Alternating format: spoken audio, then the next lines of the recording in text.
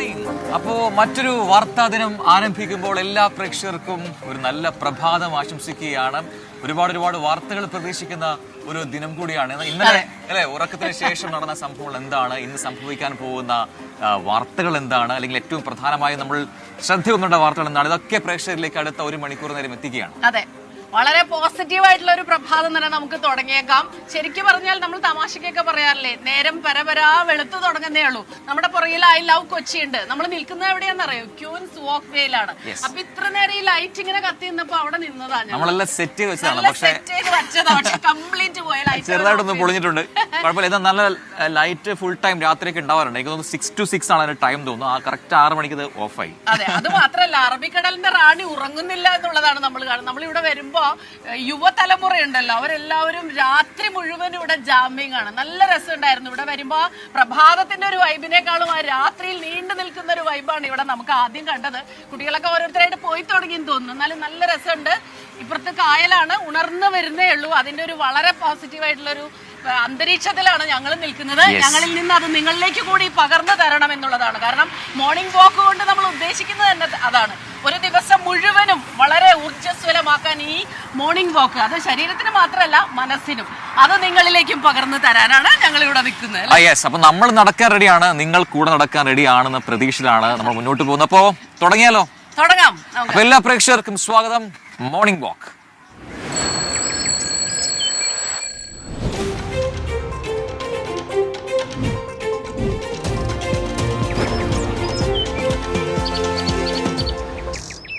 Once again എല്ലാ പ്രേക്ഷകർക്കും ഒരു നല്ല പ്രഭാതം ആശംസിച്ചാണ് നമ്മുടെ വാർത്തകളിലേക്ക് കടക്കാൻ പോകുന്നത്. അപ്പോൾ നിങ്ങളുടെ അഭിപ്രായങ്ങൾ, നിങ്ങളുടെ പ്രഭാത വിശേഷങ്ങൾ, അതൊക്കെ നമുക്ക് അറിയേണ്ടതുണ്ട്. അപ്പോൾ കമന്റ് ബോക്സിൽ അതൊക്കെ കുറിക്കുമെന്ന് പ്രതീക്ഷിക്കുന്നു. നമുക്ക് ആദ്യ വാർത്തയിലേക്ക് കടന്നല്ലോ. അതെ, എനിക്ക് തോന്നുന്നു വളരെ പ്രധാനപ്പെട്ട ഒരു വാർത്തയിലേക്കാണ് നമ്മൾ പോകണം. പക്ഷെ നിങ്ങൾ ഒരിക്കലും വിചാരിക്കരുത് രാവിലെ തന്നെ വളരെ ഗൗരവമുള്ള വാർത്തകൾ ഞങ്ങൾ പറഞ്ഞ് നിങ്ങളെ ബോറടിപ്പിക്കാന്ന്, അങ്ങനെയൊന്നുമല്ല. പക്ഷെ ഗൗരവമുള്ള ചില വാർത്തകൾ ഇന്നലെ രാത്രി എത്തി. അപ്പോൾ അത് എന്തെല്ലാം വാർത്തകളാണെന്ന് ചിലപ്പോൾ നിങ്ങൾ മിസ് ചെയ്തിട്ടുണ്ടാവും. അപ്പോൾ ആ വാർത്തകളെ കുറിച്ച് ഒന്ന് പറയും. പിന്നെ നമ്മൾ SKN പറയുന്നത് പോലെ പോകെ ഇവിടെയുള്ളവരോടൊക്കെ ഒന്ന് സംസാരിക്കും. ഇവിടുത്തെ ഈ പ്രഭാതത്തിൽ എന്തെല്ലാമാണ് വിശേഷങ്ങൾ, ക്യൂൻസ് വാക്ക് വേയുടെ വിശേഷങ്ങളൊക്കെ പറയും. പക്ഷെ ആദ്യം വളരെ പ്രധാനപ്പെട്ട ആ വാർത്തയിലേക്ക് നമ്മളൊന്ന് പോവുകയാണ്. അപ്പൊ കഴിഞ്ഞ കുറേ ദിവസങ്ങളായി ഈ എന്താണ് പറയാ IAS തലപ്പത്തെ പ്രശ്നങ്ങൾ, രണ്ടുപേർ തമ്മിലുള്ള വാക്പോര്, അതോടൊപ്പം ഒരു മതാടിസ്ഥാനത്തിലുള്ള വാട്സാപ്പ് ഗ്രൂപ്പ് നിർമ്മാണം, ഇതൊക്കെ കേരളം ഇങ്ങനെ ചർച്ചയാക്കുന്നുണ്ടായിരുന്നു. അപ്പൊ എന്തായാലും സർക്കാരിന്റെ ഒരു നടപടി ആ വിഷയത്തിൽ ഉണ്ടാകുമെന്ന് ഏറെക്കുറെ ഉറപ്പായിരുന്നു. ഇന്നലെ രാത്രി വൈകി ആ നടപടി ഉണ്ടായിരിക്കുന്നു.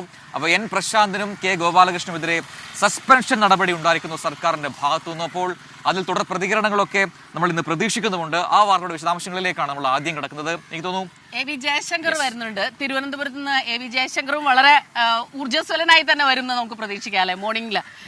Jaishankar, good morning. ജയശങ്കർ, ഇന്നലെ രാത്രി വന്ന വാർത്ത, അതിൽ ഏറ്റവും പ്രധാനപ്പെട്ട കാര്യം ഈ IAS തലപ്പത്ത് ഇതുപോലൊരു പ്രശ്നമുണ്ടാകുന്നു. അത് അധികമൊന്നും നമ്മൾ കേൾക്കാത്ത ചില കാര്യങ്ങളാണ് നടക്കുന്നതൊക്കെ തന്നെ. 2 പേർക്കുമെതിരെ, 2 IAS ഉദ്യോഗസ്ഥർക്കെതിരെയും സസ്പെൻഷൻ നടപടി എന്നുള്ള രീതിയിലാണ് വന്നത് വാർത്ത. അതൊരു ബാലൻസിങ്ങിന്റെ ഭാഗമായിട്ടാണെന്ന് കൂടി നമുക്ക് മനസ്സിലാക്കേണ്ടി വരും. എന്തെല്ലാമാണ് ആ വാർത്തയുടെ വിശദാംശങ്ങൾ ജയശങ്കർ?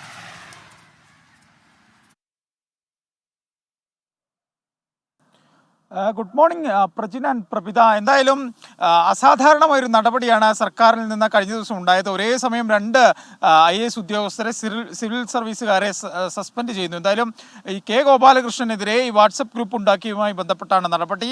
പ്രശാന്തിനെതിരെ സർവീസ് ചട്ടങ്ങൾ ലംഘിച്ചു, മാനദണ്ഡങ്ങൾ പാലിച്ചില്ല, സമൂഹ മാധ്യമങ്ങളിൽ സീനിയർ ഉദ്യോഗസ്ഥനെതിരെ, ജയതിലകലിനെതിരെ പരാമർശം നടത്തിയെന്ന വിഷയത്തിലാണ് നടപടി സ്വീകരിച്ചിരിക്കുന്നത്. എന്തായാലും പ്രശാന്ത് ഇന്നലെ തന്നെ ഈ വിഷയത്തിൽ അതൃപ്തി പരസ്യമായി തന്നെ പ്രതികരിച്ചിട്ടുണ്ട്. SKNോടായിരുന്നു ആദ്യ പ്രതികരണം ഉണ്ടായത്. അതായത് പണിയെടുത്തതിനാണ് തനിക്കെതിരെ സർക്കാർ നടപടി സ്വീകരിച്ചത്.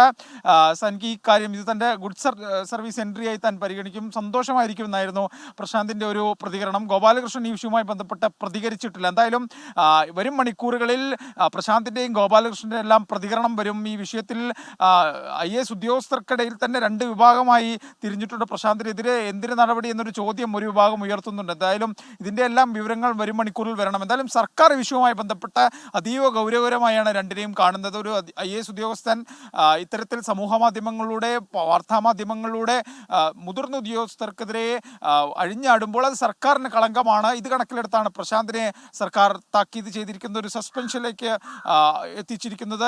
മേഴ്സിക്കുട്ടിയമ്മയ്ക്കെതിരെയും പ്രശാന്തിന്റെ ഭാഗത്ത് ചില പരാമർശങ്ങളുണ്ടായിരുന്നു. ഇതും കടുത്ത നടപടിയിലേക്ക് കടന്നു. ആദ്യഘട്ടത്തിൽ പ്രശാന്തിനെ താക്കീതും ഗോപാലകൃഷ്ണൻ സസ്പെൻഷനും എന്നിങ്ങനെയായിരുന്നു സർക്കാർ തലത്തിലെ ധാരണ. പിന്നാലെയാണ് ഇത് മാറിമറിഞ്ഞത്.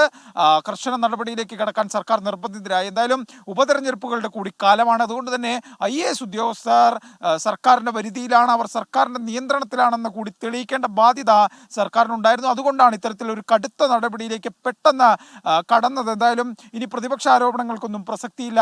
രമേശ് ചെന്നിത്തല ഉൾപ്പെടെ ഈ IAS പോരിൽ വലിയ വിമർശനം ഉന്നയിച്ചിരുന്നു, പ്രതിപക്ഷ നേതാവ് വിമർശിച്ചിരുന്നു. ആ ഒരു ഘട്ടത്തിൽ ഇപ്പോൾ കൃത്യമായൊരു നടപടി സർക്കാർ സ്വീകരിച്ചിരിക്കുന്നു. ഇനി സർക്കാരിന് കൃത്യമായി പറയാം, ഞങ്ങൾ പ്രശ്നമുണ്ടായാൽ നടപടി സ്വീകരിക്കും, കാര്യങ്ങൾ ഞങ്ങളുടെ പരിധിയിലാണെന്ന്. അത്തരമൊരു സന്ദേശം കൂടി ഈ ഒരു ഉപതെരഞ്ഞെടുപ്പ് സമയത്ത് ഈ നടപടിയിലൂടെ ഉണ്ടായിട്ടുണ്ട്. ഇനി ഉദ്യോഗസ്ഥരുടെ പ്രതികരണങ്ങൾ വരാനുണ്ട്. സെക്രട്ടേറിയറ്റിലെ മറ്റ് തലത്തിലുള്ള ഇതിൽ എന്തെങ്കിലും അമർഷമുണ്ടോ എന്നുള്ള കാര്യങ്ങളെല്ലാം തന്നെ ഇനി വരും മണിക്കൂറുകളിൽ പുറത്തു വരേണ്ട വാർത്തകളാണ്. എന്തായാലും ഈ നടപടി കൊണ്ട് IAS തലപ്പത്തെ ഈ ചേരിപ്പോര്, ഈ പ്രശ്നങ്ങൾ അവസാനിക്കും എന്ന് നമുക്ക് പൂർണ്ണമായി പറയാനാകില്ല. ഇതിന് ട്വിസ്റ്റുകൾ ഉണ്ടാകും. എന്തായാലും പ്രശാന്ത് ഇന്നലെ ഏറ്റവും ഒടുവിൽ പോസ്റ്റ് ഇട്ടത് കള പറിക്കുകയാണ്, കർഷകനല്ലേ എന്നൊക്കെയാണ് പോസ്റ്റ് ഇട്ടത്. എന്തായാലും സർക്കാർ കള ഇന്നലെ രാത്രിയോടുകൂടി പറിച്ചിട്ടുണ്ട്. ഇനി പ്രശാന്തിൻ്റെ അടുത്ത നീക്കം എന്തായിരിക്കുമെന്ന് കണ്ടറിയേണ്ടതുണ്ട്. കാരണം പണ്ട് കോഴിക്കോട് കളക്ടറാകുമ്പോൾ മാപ്പ് വേണമെന്നൊരു ജനപ്രതിനിധി പറഞ്ഞപ്പോൾ കുന്നംകുളത്തിന്റെ മാപ്പ് ഫേസ്ബുക്കിൽ പ്രതികരിച്ചൊരു വിശദമായി തന്നെ പ്രശാന്ത് ടെലിഫോൺ ലൈനിൽ വരികയും കൃത്യമായി കാര്യങ്ങൾ പറയുകയും ചെയ്തു. അത്ഭുതം തോന്നുന്നു ഈ നടപടിയിൽ എന്നൊക്കെയാണ് പ്രശാന്ത് പറഞ്ഞത്. മാത്രമല്ല അദ്ദേഹം പറഞ്ഞ ഒരു കാര്യം, നമുക്ക് right to freedom of expression ഉണ്ട്. അപ്പൊ ആ ഒരു സ്വാതന്ത്ര്യം മാത്രമേ ഉപയോഗിച്ചിട്ടുള്ളൂ. ഒരു പ്രോട്ടോകോളും കോൺസ്റ്റിറ്റ്യൂഷൻ പറയുന്നതിൽ നിന്ന് ഒരു തരത്തിലുള്ള മാറ്റങ്ങളും വരുത്തിയിട്ടില്ല. പക്വതയില്ലായ്മ എന്ന് പറഞ്ഞിട്ട് ഒരു നടപടി എടുക്കുക. എന്തിനാണ് നടപടി? അത് ഞാൻ ചെയ്ത തെറ്റെന്താണെന്ന് എനിക്കത് മനസ്സിലായെന്ന് ആവർത്തിച്ച് പറയുന്നുണ്ടായിരുന്നു. അപ്പൊ എന്തായാലും വാർത്തകൾ അങ്ങനെ മുമ്പോട്ട് പോകുന്നുണ്ട്. നിങ്ങളുടെ കമന്റ് ബോക്സിലേക്ക്, നമ്മുടെ കമന്റ് ബോക്സിലേക്ക് വന്നു കഴിഞ്ഞാൽ നമ്മുടെയാണല്ലോ കമന്റ് ബോക്സ്. ഇപ്പൊ ഒരുപാട് പേർ ഗുഡ് മോർണിംഗ് പറയുന്നു, സുപ്രഭാതം പറയുന്നുണ്ട്. നമ്മൾ എവിടെയാണെന്ന് ചോദിക്കുന്നുണ്ട്. സ്മിത എവിടെയായിരുന്നു എന്ന് ചോദിക്കുന്നുണ്ട്. ഞാൻ കുറെ ദിവസമായിട്ട് എന്റെ ശബ്ദത്തിന് ഒരു പ്രശ്നമായിരുന്നു. അപ്പൊ കുറച്ച് വോയിസ് റെസ്റ്റ് കൊടുത്തതാ. ഞാൻ ഇവിടെ തന്നെ ഉണ്ടായിരുന്നു, ഓഫീസിലുണ്ടായിരുന്നു സ്ഥിരമായിട്ട്. കുറെ പേര് ചോദിക്കുന്നുണ്ടായിരുന്നു. വലിയ സന്തോഷമായിട്ടോ നിങ്ങളിങ്ങനെ ചോദിക്കുമ്പോ. കാരണം അത് എല്ലാവർക്കും കിട്ടുന്ന ഒരു ഭാഗ്യമല്ലല്ലോ. അപ്പൊ വീണ്ടും കണ്ടതിൽ സന്തോഷം എന്ന് പറയുന്നത് സന്തോഷമായിട്ടുള്ള ഒരു ദിവസമാണ് ഇന്ന്. അപ്പൊ ഏതായാലും അപ്പൊ നിങ്ങളുടെ ഇന്നത്തെ എന്താണ് പറയാ, നിങ്ങളുടെ പ്ലാനുകളൊക്കെ പറയൂ അല്ലെ, അതൊക്കെ നമ്മളൊന്ന് വായിക്കാം. അപ്പൊ ഇപ്പൊ എവിടെയുള്ളതിന് ചോദ്യം ഒന്നുകൂടെ നമ്മൾ ആവർത്തിക്കാം അല്ലെ. ക്യൂൻസ് വാക്ക് വേയിലാണ് നമ്മൾ. ക്യൂൻ എന്നുള്ള പേര് മുൻപ് ജിഡ പദ്ധതിയുടെ, ഗോശ്രീ പദ്ധതിയുടെ ഭാഗമായിട്ടാണ്, വികസന പദ്ധതികളുടെ ഭാഗമായിട്ടാണ് ഇത് തുടങ്ങി വെച്ചത്. അത് ഇത് തുടങ്ങുമ്പോഴൊക്കെ നമ്മൾ വന്ന് സ്റ്റോറികളൊക്കെ ചെയ്യുമായിരുന്നതാണ്. പിന്നീടാണ് ക്യൂൻസ് വാക്ക് വേ. ഇത് കേരളത്തിലെ ഏറ്റവും ആദ്യമായിട്ട് ഫ്രീ വൈഫൈ തുടങ്ങി വെച്ച ഒരു സ്ഥലം കൂടിയാണ് എന്നുള്ള പ്രത്യേകത. മാത്രമല്ല കൊച്ചിക്കായലിന്റെ മനോഹാരിത നമുക്ക് ആസ്വദിക്കാൻ പറ്റിയൊരു ഇടം കൂടിയാണ്. നമ്മുടെ VS രാഹുലും മാഹിനും ഒക്കെ അത് കൃത്യമായി പകർത്തി പ്രേക്ഷകരിലേക്ക് എത്തിക്കാൻ റെഡിയായി നിൽക്കുന്നുണ്ട്. ആ കാഴ്ചകളൊക്കെ നമുക്ക് നമ്മുടെ പുറകിലൊക്കെ കാണാം. ഇവിടെ ഒത്തിരി പേര് ചിലവലകൾ ഇഷ്ടം പോലെയുണ്ട്. പിന്നെ അപ്പുറത്ത് നമുക്ക് ഇങ്ങനെ കാണാം, പാലം കാണാം, ആ കാഴ്ചകളിലേക്ക് വിശേഷങ്ങൾ. നമ്മുടെ കൂടെ കുറച്ച് ചേട്ടന്മാരൊക്കെ ഈ ഇടയ്ക്കിടയ്ക്ക് ചേരുന്നുണ്ട്. അവരോടും നമുക്ക് വിശേഷങ്ങൾ ചോദിക്കാം. ആരാണ് പുറകിൽ? അത് മുതൽ ആ സൺഗ്ലാസ് എല്ലാവരും ശ്രദ്ധിക്കുന്നുണ്ടാവും. ചൂട് തുടങ്ങിയിട്ടില്ലല്ലോ, നമുക്ക് ചോദിക്കാല്ലേ. അതെ, അപ്പൊ നമുക്ക് അടുത്ത വാർത്തയിലേക്ക് പോകാം. അറിയാവുന്നതുപോലെ നാളെ ഒരു സ്പെഷ്യൽ ഡേ ആണ്, രാഷ്ട്രീയ കേരളത്തിന്റെ ഒരു സ്പെഷ്യൽ ഡേ ആണ്. ഉപതെരഞ്ഞെടുപ്പ് നടക്കുന്ന 2 മണ്ഡലങ്ങൾ നാളെ ബൂത്തിലേക്ക് എത്തുകയാണ് ജനങ്ങൾ. അപ്പോൾ ആ വിധിയെഴുത്തിന് ഒരുപാട് പ്രത്യേകതകളുണ്ടാവും അല്ലെ. അത് മാത്രല്ല, ഇന്നലെ വൈകിട്ടത്തെ ആ കലാശക്കൊട്ടിനെ പറ്റി പറയാതെ, നമ്മള് ഡെസ്കിലാണ് ഇരിക്കുന്നതെങ്കിലും എല്ലാ ചാനലുകളിലും ഇതിങ്ങനെ വന്നുകൊണ്ടിരിക്കും, നമ്മുടെ എല്ലാ ഫീഡിലും വന്നുകൊണ്ടിരിക്കും.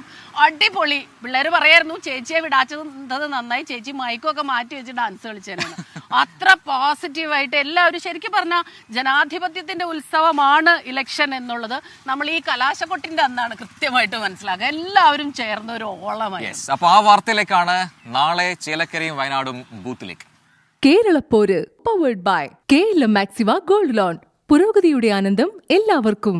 കോ sponsored by Bhima jewels 100th anniversary super surprise.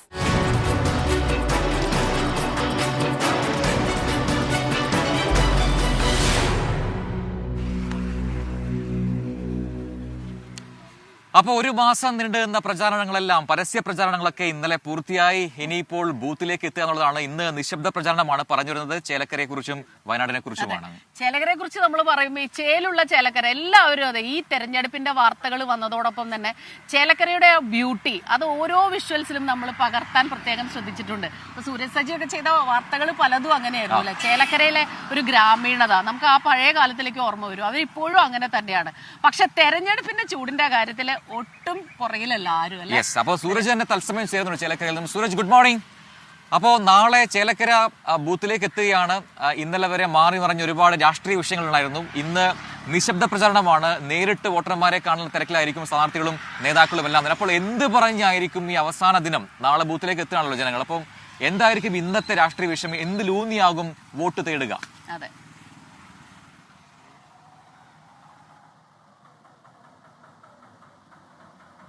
ചൂടേറിയ രാഷ്ട്രീയ ചർച്ചകൾ നമ്മൾ പ്രതീക്ഷിക്കുന്നുണ്ട്. പരസ്യപ്രചാരണം അവസാനിച്ചെങ്കിൽ പോലും അവസാന നിമിഷവും ഈ രാഷ്ട്രീയ കാർഡുകൾ ഇറക്കാൻ ഓരോ മുന്നണികളും പരസ്പരം മത്സരിക്കും എന്നുള്ളത് തന്നെയാണ് നമ്മൾ കണക്കുകൂട്ടുന്നത്. ഇന്നലെ ഈ പരസ്യപ്രചാരണം അവസാനിക്കുന്ന വേളയിൽ കോൺഗ്രസും UDF-ഉം ആകട്ടെ തന്ത്രപൂർവ്വം കെ രാധാകൃഷ്ണൻ മുന്നിൽ നിർത്തിക്കൊണ്ടുള്ള ഒരു പ്രചാരണത്തിലേക്ക് മറിയുന്ന ഒരു കാഴ്ച കണ്ടു. കെ രാധാകൃഷ്ണൻ മുഖ്യമന്ത്രിയാക്കാതിരിക്കാൻ വേണ്ടിയാണ് ഈ പാർലമെന്റിലേക്ക് MP ആക്കി അയച്ചത് എന്ന പ്രചാരണം ഇന്നലെ അവസാന ഘട്ടത്തിൽ കോൺഗ്രസ് പുറത്തെടുക്കുന്ന ഒരു സാഹചര്യമായിരുന്നു.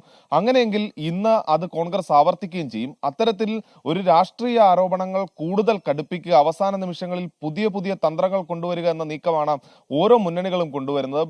ഇന്ന് 3 സ്ഥാനാർത്ഥികളെയും എടുക്കുകയാണെങ്കിൽ അവർ 3 പേരും വ്യക്തിപരമായി കാണേണ്ട ചില ആളുകളുണ്ട്. അവരെ കാണുന്നതിന് വേണ്ടിയാണ് ഇന്ന് സമയം മാറ്റിവെച്ചിരിക്കുന്നത്. അതേസമയം പാർട്ടി സംഘടനാ സംവിധാനങ്ങളാകട്ടെ ഈ കണക്കുകൂട്ടലുകളിലാണ്, ഈ കൂട്ടിക്കിഴിക്കലുകളിലേക്ക് പോകുന്നു. കൃത്യമായ ത്രികോണ മത്സരം അല്ലെങ്കിൽ വലിയ കനത്ത മത്സരം ചേലക്കരയിൽ നിലനിൽക്കുന്നു എന്നുള്ളത് തന്നെയാണ് 3 മുന്നണികളും കണക്കുകൂട്ടുന്നത്. പ്രത്യേകിച്ച് DMK എന്ന അൻവറിന്റെ സ്ഥാനാർത്ഥി കൂടി എത്തുന്നു. അങ്ങനെ 4 സ്ഥാനാർത്ഥികളുടെ സാന്നിധ്യം ചേലക്കരയിൽ ചൂടേറിയ തെരഞ്ഞെടുപ്പ് തന്നെയാണ് സൃഷ്ടിക്കുന്നത്. അതുകൊണ്ട് തന്നെ മുന്നണികൾ ഈ കൂട്ടിയും കിഴിച്ചുമെല്ലാം ഇരിക്കുന്ന ഒരു സാഹചര്യമുണ്ട്. കാരണം വലിയ ഭൂരിപക്ഷം ആർക്കും ഉണ്ടാകില്ല എന്നുള്ളത് തന്നെയാണ് കണക്കുകൂട്ടുന്നത്. അങ്ങനെയെങ്കിൽ നേരിയ ഭൂരിപക്ഷം ആയതുകൊണ്ട് തന്നെ ഏത് വോട്ടും, അതായത് ഒരു വോട്ടാണെങ്കിൽ പോലും നിർണായകമായി മാറുന്ന ഒരു സാഹചര്യം ചേലക്കരയിലുണ്ട്. അതുകൊണ്ട് തന്നെ ഈ കണക്കുകൂട്ടലുകൾ ഊന്നിക്കൊണ്ടുള്ള ഒരു നീക്കമാണ് ഓരോ മുന്നണികളും നടത്തുന്നത്. അതുകൊണ്ട് തന്നെ ഈ അവസാന ലാപ്പിൽ തങ്ങളുടെ പാർട്ടി വോട്ടുകൾ ഉറപ്പിക്കാനുള്ള ഒരു നീക്കം നടത്തുന്നു. അതിനപ്പുറത്തേക്ക് സ്വരൂപിക്കാൻ കഴിയുന്ന വോട്ടുകളെല്ലാം തന്നെ വ്യക്തിപരമായി കണ്ട് സ്വരൂപിക്കാൻ കഴിയുന്ന വോട്ടുകളിലേക്ക് മാറുന്നു. അങ്ങനെ ചൂടേറിയ തന്ത്രങ്ങൾ ഇന്നലെ വരെ ഉണ്ടായിരുന്നു. അതിനപ്പുറത്തേക്ക് ഒരു പടി കൂടി കടന്നുള്ള രാഷ്ട്രീയ വിഷയങ്ങൾ ചർച്ചയാക്കാൻ ഈ അവസാന ലാപ്പിലേക്ക് എത്തുമ്പോൾ ശ്രമിക്കുന്നുമുണ്ട്. എന്തായാലും നാളെ ചേലക്കര പോളിംഗ് ബൂത്തിലേക്ക് എത്തുകയാണ്. അതിന്റെ ഭാഗമായി കൊണ്ടുള്ള എല്ലാ ഒരുക്കങ്ങളും പൂർത്തിയായി കഴിഞ്ഞു. പോലീസിന്റെ വിന്യാസം അടക്കം പൂർത്തിയായി കഴിഞ്ഞു. ഇന്ന് രാവിലെ പോളിംഗ് സാമഗ്രികളുടെ വിതരണം ആരംഭിക്കും. ചെറുതുരുത്തി ഗവൺമെന്റ് ഹയർ സെക്കൻഡറി സ്കൂളിലാണ് ഈ പോളിംഗ് സാമഗ്രികൾ സൂക്ഷിച്ചിട്ടുള്ളത്. അവിടെ നിന്ന് വിവിധ ബൂത്തുകളിലേക്കുള്ള പോളിംഗ് സാമഗ്രികളുടെ വിതരണം രാവിലെ തന്നെ ആരംഭിക്കും. അതിന്റെ എല്ലാ ഒരുക്കങ്ങളും പൂർത്തിയായതായി ജില്ലാ ഭരണകൂടവും അറിയിക്കുന്നുണ്ട്. എന്തായാലും ഈ ചേലക്കരയെ സംബന്ധിച്ച് പ്രശ്നബാധിത ബൂത്തുകളുടെ എണ്ണം വളരെ കുറവാണ്. 14 ബൂത്തുകൾ എന്നുള്ളതാണ് നമുക്ക് ലഭിക്കുന്ന വിവരം. അതുകൊണ്ട് തന്നെ വലിയ പ്രശ്നങ്ങളോ കാര്യങ്ങളോ ഇല്ലാതെ സുഗമമായി തന്നെ തെരഞ്ഞെടുപ്പ് പൂർത്തിയാക്കാൻ കഴിയും എന്ന ആത്മവിശ്വാസത്തിലാണ് ജില്ലാ ഭരണകൂടവും ഉള്ളത്. പ്രജിൻ, മിത. യെസ്, അപ്പോൾ സൂരജ് സജിയാണ് ചേലക്കരയിൽ നിന്ന് തത്സമയം ചേർന്നത്. അപ്പോൾ എല്ലാം സെറ്റാണ് ചേലക്കരയിൽ നിന്ന് മനസ്സിലാക്കുന്നു. നിശബ്ദ പ്രചാരണമാണ് അല്ലെ. അതുകൊണ്ട് ഒരു സൈലന്റ് ആയിട്ടുള്ള കാര്യങ്ങളായിരിക്കും. പക്ഷെ അതും നമ്മൾ പ്രേക്ഷകരിലേക്ക് എത്തിക്കും. ഏത് രീതിയിലാണ് അവരുടെ ഒരു നിശബ്ദ പ്രചാരണം പുരോഗമിക്കുക. അതോടൊപ്പം തന്നെ നമുക്ക് വയനാട്ടിലേക്ക് പോകുന്നതിന് മുമ്പ് നമ്മുടെ പ്രേക്ഷകർക്ക് നല്ലൊരു കാഴ്ച കാണിച്ചു തരാം. ഈ ക്യൂൻസ് വാക്ക് വേയിൽ സ്ഥിരമായിട്ട് വരുന്നവർക്ക് എല്ലാവർക്കും അറിയുന്ന ഒരു കാഴ്ചയാണ്. ഇതാണ്, പ്രാവുകളുണ്ട്, ഒരുപാട് പ്രാവുകളുണ്ട്. അതെ അതെ അതെ, അവിടെ എനിക്ക് തോന്നി ചേട്ടൻ അങ്ങോട്ട് ചെല്ലുമ്പോ അവരെല്ലാവരും കൂടെ ഒരു പറ പറക്കും. അതെ അതെ, നമുക്ക് തോന്നുന്നു അങ്ങനെ ചെയ്യണോ? ഇല്ല. ചേട്ടാ നമസ്കാരം. ഇത് എല്ലാ ദിവസവും വരുന്നതാണോ? ആണോ? ഹിന്ദിയാണ്. 2 ദിവസം ഇപ്പൊ നിങ്ങൾ ഇത് വന്നത് 1000 പ്രാവ് വരും. ആണോ? ചേട്ടനാണോ എല്ലാ ദിവസവും? എന്താ പേര്? എന്റെ പേര് അഗസ്റ്റിൻ എന്നാണ്. 14 കിലോ ഒരു ദിവസം എനിക്ക് വേണ്ടി വരും. എല്ലാ ദിവസവും ചെയ്യുന്നുണ്ട് അല്ലേ? 8 കൊല്ലമായി. 2016 തുടങ്ങിയതാ. എനിക്കൊന്ന് ഈ സമയത്ത് വരുന്ന തുടങ്ങി രാവിലെ 6:15 തുടങ്ങും. 6:45 ഈ പ്രാവുകളെല്ലാം പോകും. കറക്റ്റ് അരമണിക്കൂറിനുള്ളിൽ 14 കിലോ ഫുഡ് കഴിക്കും. അത് ഒരു ദിവസം പോലും മുടങ്ങിയിട്ടില്ല. ഇത് കണ്ടിന്യൂ ചെയ്തുകൊണ്ടാണ്. എല്ലാ ദിവസവും ഇത് 6:15 പ്രാവുകൾ ഇവിടെ വരും. എല്ലാവർക്കും വന്നാൽ കാണാൻ പറ്റും. എല്ലാവർക്കും കയ്യിൽ വന്നിരിക്കും, തലയിൽ വന്നിരിക്കും, എല്ലായിടത്തും വരും. ഒരു സെക്കൻഡ് ചേട്ടാ, ഈ മൈക്ക് ഒന്ന് ഓൺ ആയിക്കോട്ടെ. ആ ചേട്ടന്റെ പേരൊന്നും കൂടെ പറയോ ചേട്ടാ? പേര് അഗസ്റ്റിൻ. എവിടെ സ്ഥലം എവിടെയാ? ചേട്ടൻ എത്ര നാള്? ചാത്തത്ത് പള്ളിയുടെ ജസ്റ്റ് പുറയിലാണ് എന്റെ വീട്. ഞാൻ അപ്പോളോ ടയേഴ്സിലായിരുന്നു വർക്ക് ചെയ്തെന്ന് വെച്ചാൽ അത് ഇന്നത്തെ പഴയ പ്രീമിയർ ടയേഴ്സ്. ഞാൻ 2016 റിട്ടയർഡ് ആയ പിറ്റേ ദിവസം തുടങ്ങി ഈ പ്രാവുകള് 2 കണ്ടു. ഞാൻ കുറച്ച് അരി കൊടുത്തു. പിറ്റേ ദിവസം 12 പ്രാവായി, 18ആയി, 20ആയി, അങ്ങനെ കൂടി ഇന്നിപ്പോ 1000 പ്രാവുകളുണ്ട്. ഒരു ദിവസം എനിക്ക് 14 കിലോ ഫുഡ് വേണം. അതായിട്ട് എല്ലാ ദിവസവും തയ്യാറാക്കും. എല്ലാ ദിവസവും ഒരു ദിവസം പോലും മുടങ്ങാണ്ട് കൊടുത്തിട്ടുണ്ട് ഇത്ര നാളായിട്ട്. ചേട്ടന്റെ കയ്യിലൊക്കെ വന്നിരിക്കോ? കയ്യിലൊക്കെ കാണിച്ചു തരാം. നല്ല സന്തോഷമുള്ള ഒരു കാഴ്ചയായിട്ടാ. ഇതൊരു വല്ലാത്തൊരു ഒരു സംതൃപ്തി അല്ലേ മനസ്സിലുണ്ടാകും അല്ലേ ചേട്ടാ? അത് മനസ്സിൽ എന്നും ആർക്ക് കൊടുത്തില്ലെങ്കിലും ഭക്ഷണം ഞാൻ കഴിച്ചില്ലെങ്കിലും പ്രാവുകൾക്ക് ഞാൻ കൊടുത്തിരിക്കും. അത് 8 കൊല്ലമായിട്ട് നടന്നു. നോക്ക് രാഹുൽ അവിടെ ആ മോൻ അവിടെ നിന്ന് ഇങ്ങനെ പ്രാവിനെ നോക്കി. ഇതൊരു പ്രത്യേക അനുഭവം അല്ലേ?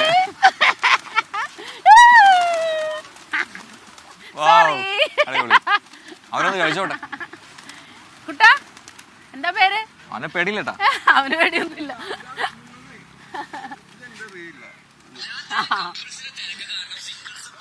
അപ്പൊ അഗസ്റ്റിൻ ഒരുപാട് വർഷമായിട്ട് ഇത് ഇങ്ങനെ ഒരു എന്താണ് പറയാ ഒരു ജീവിതചര്യ പോലെ കൊണ്ടുപോകുന്നുണ്ട് അല്ലെ? എല്ലാ ദിവസവും വരും, ഇങ്ങനെ ആയിരക്കണക്കിന് പ്രാവുകൾക്ക് ഭക്ഷണം നൽകും. അതൊരു ജീവിതത്തിന്റെ ഭാഗമാണ് പുള്ളിക്ക്. എനിക്ക് തോന്നുന്നു ക്യൂൻസ് വാക്ക് വേയിൽ രാവിലെ വരുന്ന എല്ലാവർക്കും ഈ കാഴ്ച സുപരിചിതമാണെന്ന് പറയാം. സോ അഗസ്റ്റിൻ ചേട്ടാ അടിപൊളി, ഹാറ്റ്സ് ഓഫ്. Thank you. ചേട്ടനെ കാണാൻ പറ്റിയത് സത്യം പറഞ്ഞാൽ നല്ല നമുക്ക് ഇനി കുറച്ച് വാർത്തകളിലേക്കും കൂടെ പോകേണ്ടതുണ്ട് കേട്ടോ. ഓക്കെ, എനിക്ക് തോന്നുന്നു വയനാട്ടിൽ നിന്നും സജോ ദേവസ്യ തത്സമയം ചെയ്തുണ്ട് വിവരങ്ങളുമായി. സജോ, നമ്മള് ക്യൂൻസ് വാക്ക് വേയിലാണ്. അവിടെ വയനാട് തെരഞ്ഞെടുപ്പിന്റെ ചൂടാണെന്നറിയാം. മാത്രമല്ല കേരളം മാത്രമല്ല ദേശീയ രാഷ്ട്രീയത്തിന്റെ ഒരു ശ്രദ്ധ തീർച്ചയായിട്ടും വയനാട്ടിലേക്കാണ്. ഇപ്പോൾ പ്രിയങ്ക ഗാന്ധി ആദ്യമായി തെരഞ്ഞെടുപ്പിൽ മത്സരിക്കുന്നു. അപ്പോൾ അത് ദേശീയ ശ്രദ്ധയുണ്ട്. അപ്പൊ എല്ലാ ഒരുക്കങ്ങളോടെ പൂർത്തിയായിട്ടുണ്ടാവും പ്രതീക്ഷിക്കുന്നു. മാത്രമല്ല ഇന്നത്തെ കൊട്ടിക്കലാശത്തിന്റെ ക്ഷീണവും കാണും അല്ലെ എല്ലാവർക്കും, നമ്മുടെ ടീമിന് മൊത്തം. അപ്പൊ എല്ലാം കൂടെ ഒന്ന് പറഞ്ഞോളൂ Sajo. Good morning. Prajin Smitha, good morning. ഇപ്പോൾ ഞാൻ നേരത്തെ നമ്മൾ കൊച്ചിയിലായിരുന്നപ്പോൾ അവിടെ ചാത്യാത്ത എന്നായിരുന്നു പേര്. ഇപ്പോൾ അത് മോഡേൺ പേരൊക്കെ ആയില്ലേ വാക്വേക്ക്?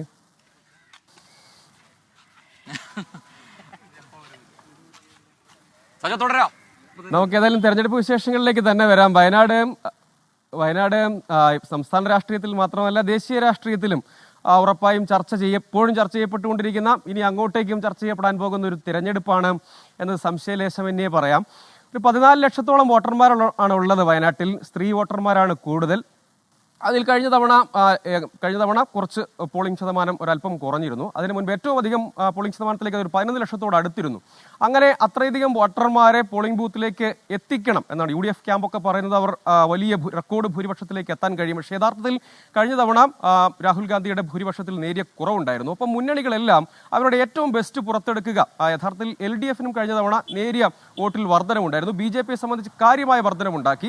അങ്ങനെ വരുമ്പോൾ ഏറ്റവും ബെസ്റ്റ് പുറത്തെടുക്കുക എന്നതൊരു പ്രസ്റ്റീജാണ് സംസ്ഥാന രാഷ്ട്രീയത്തിൽ. അത് ഉറപ്പായും ചർച്ചയാകും. അതുകൊണ്ട് പ്രസ്റ്റീജാണ് നമുക്കറിയാം. വയനാട്ടിനെ സംബന്ധിച്ചതിൻ്റെ ഒരു തെരഞ്ഞെടുപ്പ് ചിത്രം എന്നത് കോൺഗ്രസിൻ്റെയൊക്കെ ദേശീയ നേതാക്കളടക്കം ദേശീയ മാധ്യമങ്ങളടക്കം വയനാട്ടിൽ തമ്പടിക്കുന്നുണ്ട്. അതിൻ്റെ കാരണവും അറിയാം. പ്രിയങ്ക ഗാന്ധിയുടെ ആദ്യ തെരഞ്ഞെടുപ്പ് എന്ന നിലയ്ക്കും കോൺഗ്രസിൻ്റെ ഇനി അങ്ങോട്ടേക്കുള്ള രാഷ്ട്രീയ തുടർച്ചയിൽ ഏറ്റവും പ്രധാനപ്പെട്ട കാര്യം എന്ന നിലയ്ക്കുമാണ്. അതുകൊണ്ട് അവരെ സംബന്ധിച്ചിടത്തോളം പരമാവധി വോട്ടർമാരെ എത്തിക്കുക, ഭൂരിപക്ഷത്തിൽ വർധനവുണ്ടാക്കുക എന്നതാണ് അതൊരു പ്രസ്റ്റീജായി തന്നെ കണക്കാക്കുന്നു. അത് കേന്ദ്രീകരിച്ചുള്ള പ്രവർത്തനങ്ങളുണ്ട്. LDF UDFനെ നേരിട്ട് ആക്രമിക്കുന്നത്, അതായത് ജനാധിപത്യ വിരുദ്ധ മാർഗങ്ങളിലൂടെ തിരഞ്ഞെടുപ്പിനെ അട്ടിമറിക്കാൻ ശ്രമം നടത്തുന്നു, കള്ളപ്പണം ഒഴുക്കാൻ ശ്രമിക്കുന്നു, ചില കിറ്റ് നിയമവിരുദ്ധമായി ചട്ടവിരുദ്ധമായി തിരഞ്ഞെടുപ്പ് ചട്ടങ്ങളൊക്കെ ലംഘിച്ചുകൊണ്ട് എത്തിക്കാൻ ശ്രമിക്കുന്നു എന്നെല്ലാമുള്ള വാദമുഖങ്ങൾ നിരത്തുന്നുണ്ട്. അങ്ങനെ ഒരു ക്യാമ്പയിനുണ്ട്. അതേസമയം BJPയെ സംബന്ധിച്ചിടത്തോളം അവർ പല വിഷയങ്ങൾ മുന്നോട്ട് വയ്ക്കുന്നുണ്ട്. പക്ഷേ രാഷ്ട്രീയ ആരോപണമായി LDF മുന്നോട്ട് വയ്ക്കുന്നത് കാര്യമായി ദേശീയ നേതാക്കളെ എത്തിച്ച് ഗൗരവമുള്ള ഒരു ക്യാമ്പയിനായി BJP അതിനെ മാറ്റിയില്ല. അതും ഒരർത്ഥത്തിൽ മറ്റൊരു തരത്തിലുള്ള നെക്സസ് ഇതിൽ പ്രവർത്തിക്കുന്നുണ്ട് എന്ന ക്യാമ്പയിൻ അവർ മുന്നോട്ട് വയ്ക്കുന്നു. എങ്ങനെയായാലും മുന്നണികളെ സംബന്ധിച്ച് അവസാനവട്ട വോട്ടുറപ്പിക്കാനുള്ള സജീവ ശ്രമത്തിലും തിരക്കിട്ട നീക്കങ്ങളിലുമൊക്കെയാണ്. ഇതിനിടെ വയനാട്ടിലെ ലോക്സഭാ മണ്ഡലത്തിന്റെ ഭാഗമായ വിദ്യാർത്ഥികൾക്ക് ഒരു സന്തോഷ വാർത്ത പങ്കുവയ്ക്കാനുള്ളത്. ഇന്ന് നാളെ പൊതു അവധിയാണ്. ഇന്ന് പക്ഷേ പോളിംഗ് ബൂത്ത് പ്രവർത്തിക്കുന്നതും പോളിംഗ് സാമഗ്രികൾ വിതരണം ചെയ്യുന്നതുമായ വിദ്യാഭ്യാസ സ്ഥാപനങ്ങൾക്ക്, ബൂത്തുകളായി പ്രവർത്തിക്കുന്ന സ്ഥാപനങ്ങൾക്കും അവധിയാണ്. നമുക്കറിയാം, വയനാട്ടിൽ ദുരന്തം നടന്ന മേഖലയിൽ വോട്ടർമാരുണ്ട്. അവർ വിവിധ സ്ഥലങ്ങളിലാണ് താമസിക്കുന്നത്. അവർക്ക് വേണ്ടിയും പ്രത്യേക ക്രമീകരണം ഏർപ്പെടുത്തിയിട്ടുണ്ടെന്നാണ് ജില്ലാ വരണാധികാരി പറയുന്നത്. അവർക്ക് വേണ്ടിയും ദൂരെയുള്ള പോളിംഗ് ബൂത്തിലേക്കാണ് അവർക്ക് സ്വാഭാവികമായി സഞ്ചരിച്ച് പോകേണ്ടി വരും. അതിനുവേണ്ടി പ്രത്യേക ബസ് ക്രമീകരിച്ചിട്ടുണ്ട്. അത് ക്രമീകരണത്തിന്റെ ഭാഗമായുള്ള നിർദ്ദേശമാണ്. പൊതുവെ ഈ മാവോയിസ്റ്റ് ഭീഷണിയുള്ള ബൂത്തുകൾ, പ്രശ്ന സാധ്യതാ മേഖലയുള്ള ബൂത്തുകൾ അവിടെ പ്രത്യേക സുരക്ഷ ഏർപ്പെടുത്തും. സ്വാഭാവികമായും ഈ തെരഞ്ഞെടുപ്പിന്റെ പ്രത്യേകത അനുസരിച്ചും ഉപതെരഞ്ഞെടുപ്പാണ് പോളിംഗ് സാമഗ്രികളുടെ വിതരണമൊക്കെ കൃത്യസമയത്ത് തന്നെ നടക്കും. നാളെ അങ്ങനെ വയനാടും ചേലക്കരയും പോളിംഗ് ബൂത്തിലേക്കാണിത്. പ്രിയയുടെ പ്രേക്ഷകർ ഇതൊരു വല്ലാത്തൊരു എക്സ്പീരിയൻസ് ആണ്. പ്രാവുകൾക്ക് തീറ്റ കൊടുക്കുന്ന സമയത്ത് നമ്മളും കുറച്ച് അരിയൊക്കെ കയ്യിലിട്ട് ഇങ്ങനെ നിൽക്കുകയാണ്. 2 തവണ എന്റെ കയ്യിൽ വന്നിരുന്നു. ചേച്ചിയുടെ കയ്യിൽ വന്നിരുന്നോ? എന്റെ കയ്യിൽ വന്നില്ല. പിന്നെ ഈ ചേട്ടൻ പറയണ എന്താ അറിയോ, ഗോതമ്പ് അവർക്ക് മട്ടൻ ബിരിയാണിയാണെന്ന്. എന്നിട്ട് ഞാൻ ഗോതമ്പ് പിടിച്ച് ഇവിടെ നിൽപ്പാ, ആരും വരുന്നില്ല. സ്നേഹത്തോടെ കൊടുക്കും. സ്നേഹത്തോടെ, കുറച്ച് സ്നേഹത്തോടെ നിൽക്കാം. ആത്മാവേ, ഈ ചേട്ടൻ അടിപൊളി. ഇങ്ങനെ കമോൺ,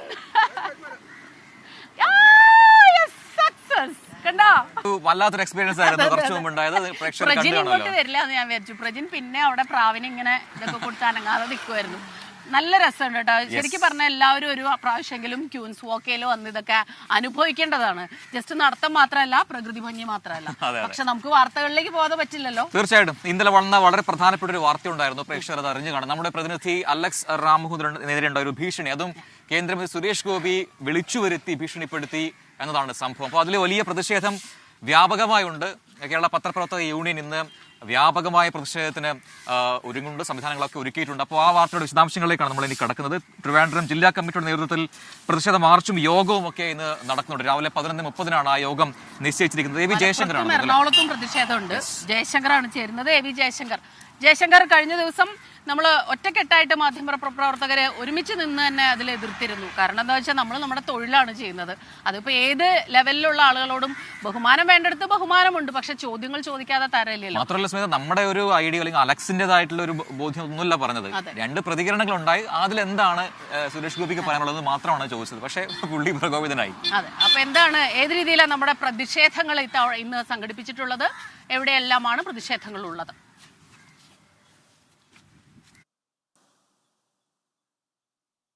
അതായത് സുരേഷ് ഗോപി 24 പ്രതിനിധി അലക്സ് റാം മുഹമ്മദിനെ ഭീഷണിപ്പെടുത്തിയ സംഭവത്തിൽ ശക്തമായി പ്രതിഷേധിക്കാനാണ് കേരള പത്രപ്രവർത്തക യൂണിയന്റെ തീരുമാനം. ഇന്ന് സംസ്ഥാന വ്യാപകമായി പ്രതിഷേധ ദിനം ആചരിക്കുന്നുണ്ട്. വിവിധ ജില്ലാ കമ്മിറ്റികളുടെ നേതൃത്വത്തിൽ ജില്ലാ ആസ്ഥാനങ്ങളിൽ പ്രതിഷേധമുണ്ട്. തിരുവനന്തപുരത്ത് ഇന്ന് പ്രതിഷേധ യോഗവും പ്രതിഷേധ മാർച്ചും സംഘടിപ്പിക്കാൻ തീരുമാനിച്ചിട്ടുണ്ട്. 11 ഈ ഒരു മാർച്ച് നടക്കും. അപ്പോൾ മലപ്പുറത്തും എറണാകുളത്തും അങ്ങനെ കേരളത്തിന്റെ എല്ലാ ജില്ലകളിലും തന്നെ ശക്തമായ ഒരു പ്രതിഷേധം ഈ വിഷയവുമായി ബന്ധപ്പെട്ടുണ്ടാവും. കഴിഞ്ഞ ദിവസങ്ങളിൽ മന്ത്രി GR അനിലും ഒപ്പം തന്നെ ബിനോയ് വിശ്വം ഉൾപ്പെടെയുള്ള നേതാക്കൾ ഈ വിഷയവുമായി ബന്ധപ്പെട്ട പ്രതികരണം നടത്തിക്കഴിഞ്ഞു. പക്ഷേ ഈ ഒരു ഘട്ടത്തിൽ ഇത്തരം മാധ്യമ വാർത്തകളാകുമ്പോഴും നമ്മൾ പ്രതിഷേധങ്ങൾ രേഖപ്പെടുത്തുമ്പോഴും സുരേഷ് ഗോപി വിഷയവുമായി ബന്ധപ്പെട്ട ഒരു പ്രതികരണം തൻ്റെ ഭാഗത്ത് ഇങ്ങനെയാണ് സംഭവിച്ചില്ലെങ്കിൽ ഒരു തരത്തിലുള്ള പ്രതികരണവും ഇതുവരെ നടത്താൻ തയ്യാറായിട്ടില്ല. ഒപ്പം തന്നെ BJP നേതൃത്വവും ഈ വിഷയവുമായി ബന്ധപ്പെട്ട തികഞ്ഞ മൗനം തുടരുകയാണ്. ഈ സുരേഷ് ഗോപിയുടെ ഭാഗത്ത് നിന്ന് ആദ്യമായല്ല ഇത്തരത്തിലൊരു സംഭവം ഉണ്ടാകുന്നത്. തൃശ്ശൂരിൽ സമാനമായ രീതിയിൽ പ്രശ്നങ്ങൾ ഉണ്ടാക്കിയിട്ടുണ്ട്. കോഴിക്കോടും ഇത്തരം സമാന വിവാദങ്ങൾ സുരേഷ് ഗോപിയുടെ പേരിലുണ്ട്. അതുകൊണ്ട് തന്നെ ഒരു സ്ഥിരം പ്രശ്നക്കാരനാണ് സുരേഷ് ഗോപി എന്നത് ഒരു പൊതുവിൽ ഉള്ളൊരു സംസ്ഥാനമാണ്. എന്തായാലും ഈ വിഷയത്തിൽ ശക്തമായൊരു പ്രതിഷേധം പത്രപ്രവർത്തക യൂണിയൻ നടത്തുന്നു. ഇത്തരത്തിലുള്ള സംഭവങ്ങൾ ഇനി ആവർത്തിക്കരുതെന്ന് തന്നെയാണ് നമ്മുടെ പത്രപ്രവർത്തകരുടെ പ്രധാന ആവശ്യം. കാരണം നമ്മൾ നമ്മുടെ തൊഴിലിടത്തിൽ നമ്മുടെ ജോലിയാണ് ചെയ്യുന്നത്. ആ ജോലി ചെയ്യാൻ നമുക്ക് പൂർണ്ണമായൊരു അവകാശമുണ്ട്. ആർക്കെങ്കിലും പ്രതികരിക്കാൻ താല്പര്യം തന്നെയാണ് ജയശങ്കർ. നമ്മളെല്ലാം ചെയ്യുന്നത് അതാണ്. ആ ജോലിയുടെ ഭാഗമായിട്ടാണ് ആ ചോദ്യം വന്നതും. പക്ഷേ സുരേഷ് ഗോപി, കേന്ദ്രമന്ത്രി സുരേഷ് ഗോപി അതിൽ പ്രകോപിതനായി വിളിച്ചു വരുത്തിയാണ് ഈ ഒരു ഭീഷണിപ്പെടുത്തലും ഒക്കെ ഉണ്ടായിട്ടുള്ളത്. അതെ, നമുക്കിനി വേറൊരു പ്രധാനപ്പെട്ട വാർത്ത കൂടി ഇന്ന് വരുന്നത്, ഇന്ന് നടൻ സിദ്ദിഖിന്റെ ജാമ്യാപേക്ഷ സുപ്രീം കോടതിയിൽ എത്തുകയാണ്. മുൻകൂർ ജാമ്യാപേക്ഷ. അപ്പോൾ അതിന് കേരള സർക്കാർ, അത് സംസ്ഥാന സർക്കാർ കൃത്യമായിട്ട് എതിർക്കുന്നുമുണ്ട് ജാമ്യാപേക്ഷയിൽ. അപ്പോൾ ഇന്ന് എപ്പോഴായിരിക്കും ഈ കേസ് ജസ്റ്റിസ് ബേല ത്രിവേദി ഉൾപ്പെടെയുള്ള ബെഞ്ചാണ് പരിഗണിക്കുന്നത്. നോക്കാം. ബൽറാം എടുങ്ങാടിയാണ് വിവരങ്ങളുമായി ചെയ്യുന്നത് ഡൽഹിയിൽ നിന്നും. Balram, very good morning. അപ്പോൾ ഇന്ന് സിദ്ദിഖിനെ സംബന്ധിച്ച് ഒരു നിർണായക ദിനമാണ്. പല വാദങ്ങൾ ഉയർത്തുന്നുണ്ട്. പോലീസ് ഈ പരാതിയിൽ പോലും പറയാത്ത കാര്യങ്ങൾ ആരോപിക്കുന്നു ഇപ്പോൾ എന്നൊരു വാദം സിദ്ദിഖിന്റെ അഭിഭാഷകർ വരുന്നുണ്ട്. പക്ഷേ സർക്കാർ കൃത്യമായി ഈ മുൻകൂർ ജാമ്യാപേക്ഷയെ എതിർക്കുമെന്ന കാര്യം വ്യക്തമാക്കിയിട്ടുണ്ട്. എന്താണ് വിവരങ്ങൾ?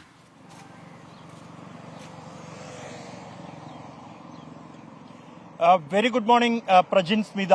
സിദ്ദിഖിനെ സംബന്ധിച്ചിടത്തോളം ഇന്ന് ഏറെ നിർണായകമായ ഒരു ദിവസമാണ്. സുപ്രീം കോടതിയിൽ സിദ്ദിഖിന്റെ മുൻകൂർ ജാമ്യ ഹർജി ഇന്ന് പരിഗണിക്കുകയാണ്. ഇന്ന് 12ാം നമ്പർ കോടതിയിൽ 6ാമത്തെ ഐറ്റമായാണ് സിദ്ദിഖിന്റെ ജാമ്യാപേക്ഷ എത്തുന്നത്. ജസ്റ്റിസുമാരായ ബേല എം ത്രിവേദി, സതീഷ് ചന്ദ്ര ശർമ്മ എന്നിവരടങ്ങുന്ന ബെഞ്ചാണ് പരിഗണിക്കുന്നത്. ഇതിൽ പ്രധാനമായും സിദ്ദിഖ് തനിക്കെതിരെ ഈ പരാതിക്കാരി ഉന്നയിക്കാത്ത ആരോപണങ്ങൾ ഉൾപ്പെടെ പോലീസ് ഉന്നയിക്കുന്നു എന്ന കാര്യമായിരിക്കും കോടതിക്ക് മുന്നിൽ ചൂണ്ടിക്കാണിക്കുക. കഴിഞ്ഞ ദിവസം സിദ്ദിഖ് സമർപ്പിച്ച സത്യവാങ്മൂലത്തിൽ ഇക്കാര്യം വ്യക്തമാക്കിയിരുന്നു. അന്വേഷണ ഉദ്യോഗസ്ഥൻ പുതിയ കഥകൾ തനിക്കെതിരെ ചമയ്ക്കുകയാണ് എന്നും ന്യായത്തിന്റെയും നിഷ്പക്ഷതയുടെയും അതിർവരമ്പുകൾ അന്വേഷണ ഉദ്യോഗസ്ഥർ ലംഘിക്കുന്നു എന്നതടക്കമുള്ള കടുത്ത ആരോപണങ്ങൾ ഈ സത്യവാങ്മൂലത്തിൽ ഉണ്ട്. പ്രധാനമായും തന്നെ വ്യക്തിപരമായി അല്ലെങ്കിൽ തന്നെ ടാർഗറ്റ് ചെയ്തുകൊണ്ടുള്ള നീക്കം പോലീസിന്റെ ഭാഗത്തു നിന്നും ഉണ്ടാകുന്നു എന്നുള്ളതാണ് സിദ്ദിഖ് കോടതിക്ക് മുന്നിൽ ചൂണ്ടിക്കാണിക്കുക. അതേസമയം ഈ മുൻകൂർ ജാമ്യാപേക്ഷയെ ശക്തമായി എതിർക്കാൻ തന്നെയാണ് സംസ്ഥാന സർക്കാരിന്റെ തീരുമാനം എന്നുള്ളത്. സിദ്ദിഖ് അന്വേഷണവുമായി സഹകരിക്കുന്നില്ല. ഡിജിറ്റൽ തെളിവുകൾ അടക്കമുള്ള ഉപകരണങ്ങൾ ഉൾപ്പെടെ സമർപ്പിക്കാൻ സിദ്ദിഖ് തയ്യാറായിട്ടില്ല തുടങ്ങിയ കാര്യങ്ങൾ കോടതിയിൽ ചൂണ്ടിക്കാണിക്കും. ഒപ്പം ജാമ്യം ലഭിക്കുകയാണെങ്കിൽ അത് അന്വേഷണത്തെ പോലും ബാധിക്കുമെന്നും തെളിവുകൾ നശിപ്പിക്കപ്പെടാനും പരാതിക്കാരിയെ ഭീഷണിപ്പെടുത്താനും സാധ്യതയുണ്ട് എന്ന കാര്യം ഉൾപ്പെടെ സംസ്ഥാന സർക്കാർ സുപ്രീം കോടതിയിൽ ചൂണ്ടിക്കാണിക്കും. അതുകൊണ്ട് തന്നെ സിദ്ദിഖിനെ കസ്റ്റഡിയിലെടുത്ത് ചോദ്യം ചെയ്യണം എന്ന ആവശ്യമാണ് സംസ്ഥാന സർക്കാർ ഇന്ന് സുപ്രീം കോടതിയിൽ ഉന്നയിക്കുക. രാവിലെ 11 മണിയോടെ ഈ ഹർജി സുപ്രീം കോടതിയുടെ പരിഗണനയ്ക്ക് വരുമെന്നാണ് പ്രതീക്ഷിക്കുന്നത്. പ്രജിൻ സ്മിത. യെസ്, ബൽറാം നെടുങ്ങാടിയാണ് വിവരങ്ങൾ നൽകിയത്. അപ്പോൾ എന്താണ് അതിൽ കോടതി എടുക്കുന്ന തീരുമാനം, നിരീക്ഷണങ്ങൾ, അതൊക്കെ ഏറ്റവും പ്രധാനപ്പെട്ടതാണ്. വളരെ പ്രധാനപ്പെട്ട എത്ര വാർത്തകളാണ് ഇന്ന് നമ്മുടെ ഈ ഒരു ദിവസത്തെ കാത്തിരിക്കുന്നത് അല്ലെ. നമ്മളിനി എത്ര ഗൗരവം കുറച്ചാലും വാർത്തകളുടെ ഗൗരവം ഒട്ടും ചോർന്നു പോകുന്നില്ല.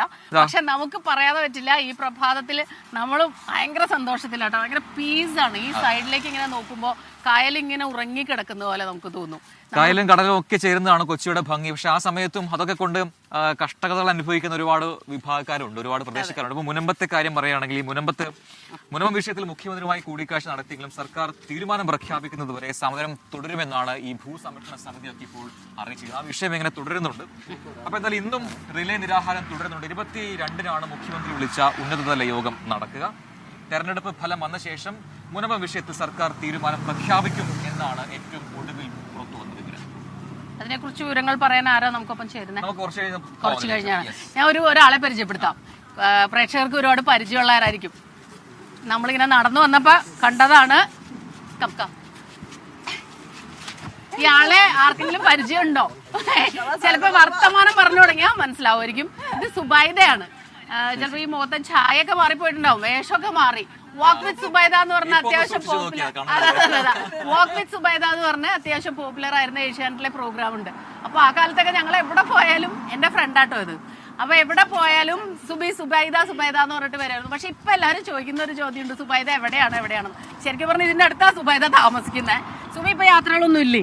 ഇഷ്ടം പോലെ യാത്ര എന്താ? ഞാൻ ആ വീഡിയോസ് കണ്ടിട്ടുണ്ടായിരുന്നു. എന്താ കാശ്മീർ? ഞാന് കാശ്മീർ പോയിരുന്നു. കാശ്മീർ ബേസിക്കലി പോയത് പെട്ടെന്നൊരു തോന്നലിൽ അങ്ങ് പോയതാ. എന്റെ പ്ലാനിങ് ഒന്നുമില്ല, എല്ലാം പെട്ടെന്നാണ് തീരുമാനം, അറിയാലോ. അപ്പൊ പോയിരുന്നു. പക്ഷെ അവരോട് ഞാൻ പറഞ്ഞത് ബേസിക്കലി എനിക്ക് ഇങ്ങനെ റെയർ ആയിട്ടുള്ള സ്ഥലങ്ങൾ കാണണം, അല്ലാണ്ട് ടിപ്പിക്കൽ കാശ്മീർ ബ്യൂട്ടി ഒന്നും എനിക്ക് കാണണ്ടെന്ന് പറഞ്ഞിരുന്നു. അപ്പൊ അവരെന്നെ തിത്വാലിൽ കൊണ്ടുപോയി, നമ്മുടെ പാകിസ്ഥാൻ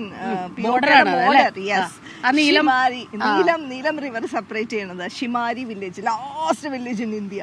ഭയങ്കര എക്സൈറ്റ്മെന്റ് ആയിരുന്നു, ഭയങ്കര എക്സൈറ്റ്മെന്റ്. പഴയ ഓഫീസ് സുബൈദൊക്കെ ഇങ്ങനെ പുറത്തേക്ക് ചാടിയ ആ സമയത്ത്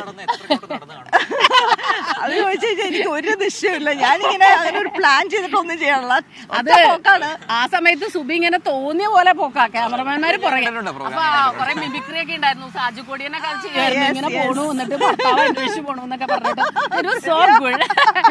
അപ്പൊ എന്തായാലും സുബിയെ കാണാൻ പറ്റുന്നത് നന്നായി. നമ്മുടെ ഈ പ്രോഗ്രാമിൽ കൊണ്ടുവരാം. കാരണം സുബിയെ അന്വേഷിച്ച് നമ്മുടെ ഓഫീസിലാണെങ്കിൽ ഒരുപാട് പേരുണ്ട് സുബിയുടെ കാര്യം പറയുന്നത്. അപ്പൊ വാക്ക് വിത്ത് സുബൈദയിലെ സുബിയാണിത്. അപ്പൊ ഈ മോർണിംഗ് ഷോയിൽ നിങ്ങൾക്ക് കുറെ പേരുടെ ചോദ്യങ്ങൾക്ക് ഉത്തരമായിട്ടുണ്ടാവും. സുബി ഇവിടെ തന്നെ ഉണ്ട് കേട്ടോ. മോർണിംഗ് വാക്കിന്റെ സമയത്ത് അല്ലേ, മോർണിംഗ് വാക്കിന്റെ സമയത്ത് മറ്റു നടത്തക്കാരെയൊക്കെ കണ്ടു നമ്മള്. അതെ അതെ, ഞാനിവിടുത്തെ റെഗുലർ വാക്കർ ഒന്നും അല്ല, എന്നാലും അങ്ങനെ ഒരുപാട് സത്യമൊന്നും വിളിച്ചു പറയണ്ട സുബി.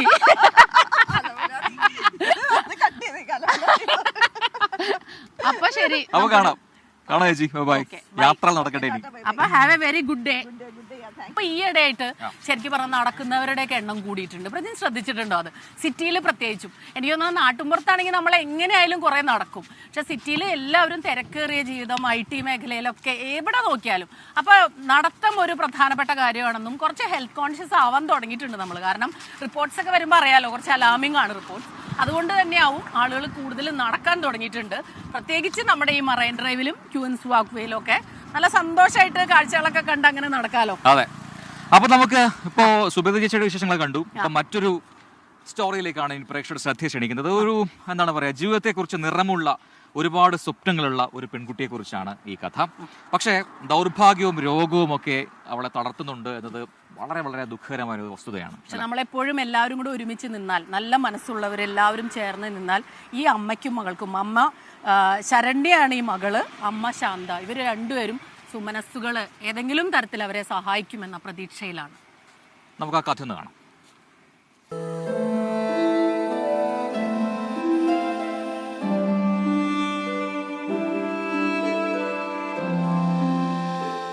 ഈ ചെറിയ വീടിന്റെ 4 പുറവും ചതുപ്പ് നിലമാണ്.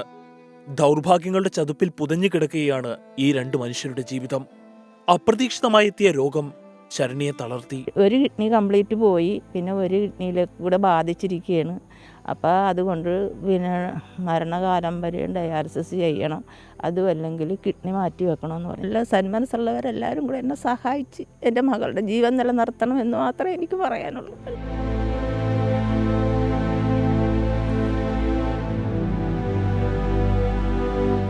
ശരണ്യയുടെ 2 കിഡ്നിയും തകരാറിലാണ്. ഒന്നിടപെട്ട ദിവസങ്ങളിൽ ഡയാലിസിസ് വേണം. 25,000 രൂപയോളം പ്രതിമാസം ചെലവുണ്ട്.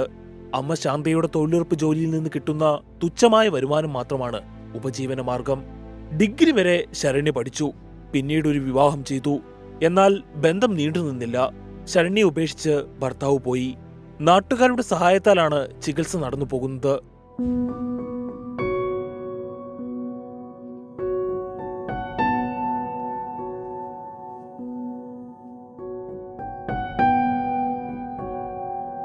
പറയത്തക്ക ബന്ധുക്കളില്ല. ഒരാൾക്ക് തുണയായി മറ്റൊരാൾ എന്ന വിശ്വാസത്തിൽ ജീവിച്ചു വരികയായിരുന്നു ഈ അമ്മയും മകളും. സ്വന്തമെന്ന് പറയാൻ ആകെയുള്ളത് ഈ ചെറിയ വീട്. എന്നാൽ ഇതും ഇപ്പോൾ ജപ്തി ഭീഷണി നേരിടുന്നു. ലൈഫ് മിഷൻ വഴി ലഭിച്ച വീടിന്റെ പണി പൂർത്തിയാക്കുവാനെടുത്ത 2 ലക്ഷം രൂപയുടെ വായ്പയാണ് ഇപ്പോൾ ജപ്തിയിൽ എത്തി നിൽക്കുന്നത്. വീട് വെക്കാൻ വേണ്ടി പിന്നെ 2 ലക്ഷം രൂപ എടുത്തിട്ടുണ്ടായിരുന്നു. പണിക്ക് പോയിക്കൊണ്ടിരുന്ന സമയത്തൊക്കെ ഞാൻ എല്ലാ മാസവും പൈസ അടച്ച്, കൊറോണ കഴിഞ്ഞപ്പോൾ എനിക്കും വയ്യാതെ വന്നപ്പോൾ എനിക്ക് പോകാൻ പറ്റിയില്ല, പൈസ അടക്കാൻ പറ്റിയില്ല. ഇപ്പോൾ ജപ്തിയുടെ വക്ക് വരെ എത്തിയിരിക്കുകയാണ്. ശരണ്യെ ജീവിതത്തിലേക്ക് തിരിച്ചു കൊണ്ടുവരണം. ഈ കുടുംബത്തിന് കൈത്താങ്ങാക്കുവാൻ സുമനസ്സുകളുടെ സഹായം കൂടിയേ തീരൂ. എനിക്ക് ജീവിക്കണം, എൻ്റെ അസുഖം മാറണം, എനിക്ക് കുറേ സ്വപ്നങ്ങളുണ്ട്.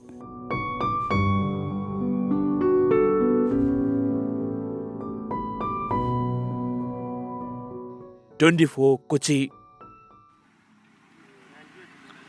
അപ്പോൾ ശരണ്യെ സഹായിക്കണം. ശരണ്യയുടെ അമ്മ മാത്രമേ ഉള്ളൂ ശരണ്യക്ക് ഒരു സപ്പോർട്ട് എന്ന് പറയാൻ. പ്രതീക്ഷയോടെ കാത്തിരിക്കും. നമ്മൾ പലപ്പോഴും കണ്ടിട്ടുള്ളതല്ലേ, നമ്മളെല്ലാവരും കൂടെ ഒത്തുപിടിച്ച് കഴിഞ്ഞാൽ അവരെ സഹായിക്കാൻ പറ്റും, അവർക്കൊരു വഴി കൈത്താങ്ങാകാൻ പറ്റും.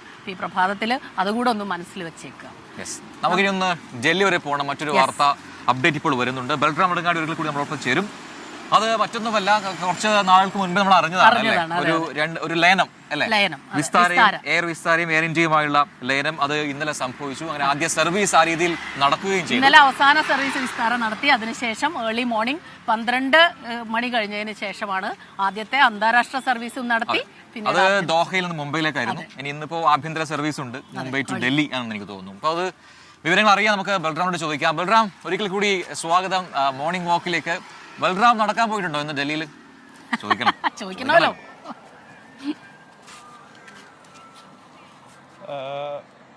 പ്രജിൻ, സ്മിത, ഡൽഹിയിൽ ഞാൻ സാധാരണ നടക്കാറുണ്ട് ഈ സീസണിൽ. പക്ഷേ ഇത്തവണ കടുത്ത അന്തരീക്ഷ മലിനീകരണവും മറ്റും ഇത്തരത്തിലുള്ള പുറത്തുള്ള മോർണിംഗ് വാക്ക് ഉൾപ്പെടെയുള്ളവ വിലക്കിയിട്ടുണ്ട് ആരോഗ്യ വിദഗ്ധർ. എന്തായാലും ഈ വിസ്താര വിമാനങ്ങളെ സംബന്ധിച്ചിടത്തോളം കുറഞ്ഞ കാലം കൊണ്ട് തന്നെ ഏറെ പ്രിയങ്കരമായ ഒരു ബ്രാൻഡ്, ആ വിസ്താര എന്ന പേര് ഇന്നു മുതൽ ഇല്ല എന്നുള്ളതാണ് യാഥാർത്ഥ്യം. എയർ ഇന്ത്യയുടെ ലയനം സാധ്യമായതോടുകൂടിയാണ് ഈ ഒരു പേര് ഇന്നു മുതൽ അപ്രത്യക്ഷമാകുന്നത്. പകരം എയർ ഇന്ത്യ എന്ന പേരിൽ തന്നെയായിരിക്കും ഇതുവരെ ഉപയോഗിച്ചിരുന്ന UK എന്ന കോഡിന് പകരം ഇനി വ്യോമയാന മേഖലയിൽ AI2 എന്ന കോഡായിരിക്കും നിലവിൽ ഇന്നലെ വരെ വിസ്താരയായി സർവീസ് നടത്തിയിരുന്ന വിമാനങ്ങൾക്ക് ഉണ്ടാകുക. സിംഗപ്പൂർ എയർലൈൻസ് ഈ എയർ ഇന്ത്യയുടെ മാതൃ കമ്പനിയിലേക്ക് നിക്ഷേപം മാറ്റുകയും കൂടുതൽ നിക്ഷേപം നടത്തുകയും എല്ലാം ചെയ്താണ് ഇത് യാഥാർത്ഥ്യമാക്കിയത്. എന്നാൽ പേരിലും സാങ്കേതികമായും ഒപ്പം തന്നെ ഇതിന്റെ ഭരണപരമായുള്ള മാറ്റങ്ങൾ നടപ്പാക്കിയെങ്കിലും കുറച്ചു കാലം കൂടി ഈ വിസ്താര എന്നുള്ള പേര് വിമാനങ്ങളിൽ ദൃശ്യമാകും. ഒപ്പം തന്നെ സ്റ്റാഫിന്റെ യൂണിഫോം ഉൾപ്പെടെയുള്ളവയിൽ കുറച്ചു കാലം കൂടി മാറ്റമുണ്ടാകില്ല. അത് പതിയെ ആയിരിക്കും ഈ മാറ്റം നടപ്പാക്കുക എന്നാണ് എയർ ഇന്ത്യ ഇതുമായി ബന്ധപ്പെട്ട് അറിയിച്ചിരിക്കുന്നത്. ഈ വിസ്താരയുടെ മാറ്റത്തിന് ശേഷം അല്ലെങ്കിൽ ലയനത്തിന് ശേഷമുള്ള ആദ്യ സർവീസ് നടത്തിയിരിക്കുകയാണ്. ഈ വിസ്താര വിമാനം രാത്രി 12:15 ദോഹയിൽ നിന്നും മുംബൈയിലേക്ക് പുറപ്പെട്ടത്. ഒപ്പം തന്നെ ആദ്യ ആഭ്യന്തര സർവീസ് ഇന്നലെ പുലർച്ചെ 1:20 മുംബൈയിൽ നിന്നും ഡൽഹിയിലേക്കും സർവീസ് നടത്തി. വിസ്താര എന്ന പേരിലുള്ള അവസാന സർവീസ് ഇന്നലെ രാത്രിയായിരുന്നു. അത് ഡൽഹി അന്താരാഷ്ട്ര വിമാനത്താവളത്തിന്റെ 3ാം ടെർമിനലിൽ നിന്നാണ് ഈ യാത്ര പുറപ്പെട്ടത്. അതോടുകൂടി വിസ്താര എന്ന പേര് അവസാനിക്കുകയും ഇന്നു മുതൽ എയർ ഇന്ത്യ എന്ന പേരിൽ അത് ലയനം പൂർത്തിയായ ശേഷമുള്ള പുതിയ പേരിലും രൂപത്തിലും ഒപ്പം തന്നെ ഭരണ നേതൃത്വത്തിലുമാകും വിസ്താര പ്രവർത്തിക്കുക. ലയനം സംഭവിച്ചു. ഇനിയിപ്പോ വിസ്താര എന്ന് മാത്രം പേരില്ല അല്ലെ? അപ്പൊ അതായത് എയർ ഇന്ത്യയുടെ ഭാഗമാണ്. അപ്പൊ എന്തായാലും ആഭ്യന്തര സർവീസൊക്കെ നടക്കാനും പോകുന്നു. എല്ലാ ആശംസകളും നമുക്ക് നേരാം. അതെ, താങ്ക് യു ബൽറാം. പക്ഷെ ഞാനിങ്ങനെ ഒരു പാട്ടിലേക്ക് ഒഴുകി നടന്നു പോകുമ്പോ ഒരു പാട്ടിന്റെ മണിയറയിലെ നിർമ്മല ശൈലയിലെ നീലനിരാടമായി ഞാൻ മാറിയെങ്കിൽ ചന്ദന മണമോറും നിൻപേട മലർവല്ലി എന്നുമൻ ബിരിമാറിൽ പടരുമല്ലോ മണിയറയിലെ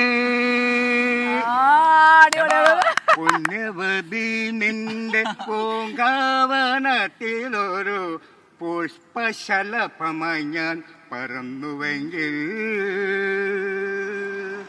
പുണ്യവതി നിന്റെ പൂങ്കാവനത്തിലൊരു പുഷ്പശലഭമായി ഞാൻ പറന്നുവെങ്കിൽ ശൃംഗാരമതുതൂകും നിൻപാന പാനവാട്ടം സുന്ദരി എങ്ങനെ ഞാൻ നിണങ്ങുമല്ലോ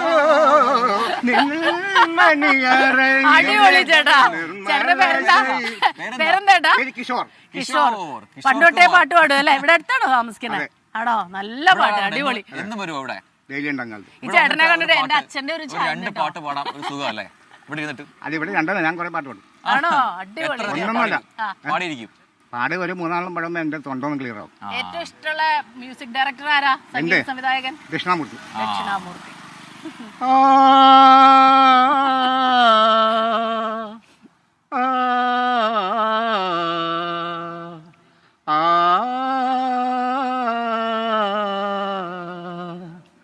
സ്വർണ്ണ ചാമരം വീശിയെത്തുന്ന സ്വപ്നമായിരുന്നെങ്കിൽ ഞാൻ സ്വർഗസീമകളുമ്മ വയ്ക്കുന്ന സ്വപ്നമായിരുന്നെങ്കിൽ ഞാൻ